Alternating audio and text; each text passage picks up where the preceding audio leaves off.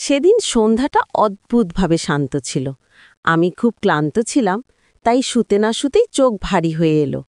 কিন্তু জানেন, ঘুমের মাঝেও কিছু শব্দ থাকে যেগুলো ভিতর থেকে আপনাকে টেনে তোলে।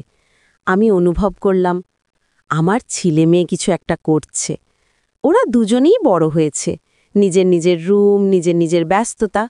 তবু সেদিন বাড়িটার নীরবতার ভেতর একটা চাপা উচ্ছ্বাস লুকিয়েছিল, যেন দরজার আড়ালে কোনো গোপন আয়োজন চলছে। চোখ বন্ধ রেখেই বুঝতে পারছিলাম ড্রয়িং রুমের আলো দেয়াল বেয়ে আমার ঘরে ঢুকছে। আলো একটু লালচে, একটু নীলচে, তারপর হঠাৎ আবার অন্ধকার। এইসব আলো ছায়া দেখে আমি বুঝলাম টিভি চলছে। আমি পুরো জেগে উঠলাম না, কিন্তু ঘুমের অভিনয় করে কান খোলা রাখলাম। হঠাৎ একটা চাপা হাসি, তারপর ফিসফিস করে দুজনের কথা বলা। শব্দগুলো পরিষ্কার না, কিন্তু টোনটা বোঝা যাচ্ছিল ওরা এখন খুবই উত্তেজিত। কোনো দুষ্টুমি চলছে, তাও বড়দের মতো নয়, বরং বাচ্চাদের মতো সরল নিষ্পাপ দুষ্টুমি। কিছুক্ষণ পর আবার একটা অদ্ভুত নীরবতা নামল, যেমন নীরবতা হয় যখন কেউ ভয়ের জিনিস দেখে কিন্তু ভয়কে জোর করে আটকে রাখার চেষ্টা করে। আমি ধীরে ধীরে চোখের কোণা ফাঁক করে দেখলাম ড্রয়িং রুমের সোফায় পাশাপাশি বসে আছে আমার ছেলে আর মেয়ে। দুজনেই বড়, কিন্তু সেই মুহূর্তে তারা আশ্চর্যভাবে ছোট হয়ে গেছে।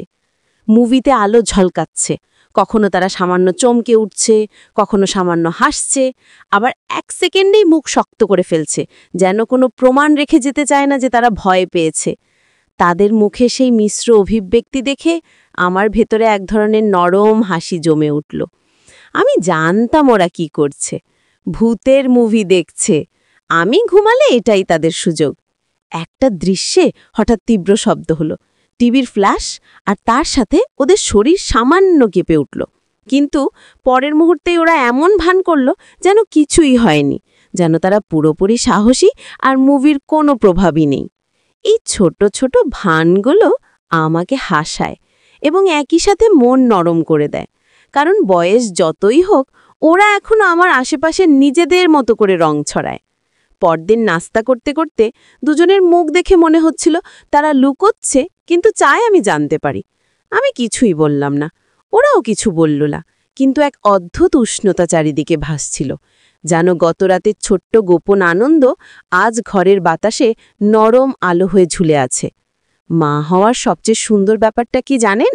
সন্তান বড় হলেও তাদের ছোট মুহূর্তগুলো আপনার ভেতরে চিরদিন বেঁচে থাকে। সেই রাতে আমি বুঝেছিলাম ওরা যত দূরেই যাক, যত বড়ই হোক, আমার ঘুমের মাঝেও আমি ওদের দেখি, অনুভব করি। আর ওরাও অবুঝা ভালোবাসায় আমার কাছেই ফিরে আসে, হাসিতে, ভয়েতে, দুষ্টমিতে। এটাই তো আমাদের শান্ত গল্প, এটাই তো পরিবারের অলিখিত সত্য। বন্ধুরা, আপনারা এরকম আর নতুন নতুন ভিডিও পেতে চাইলে চ্যানেলটি সাবস্ক্রাইব করবেন।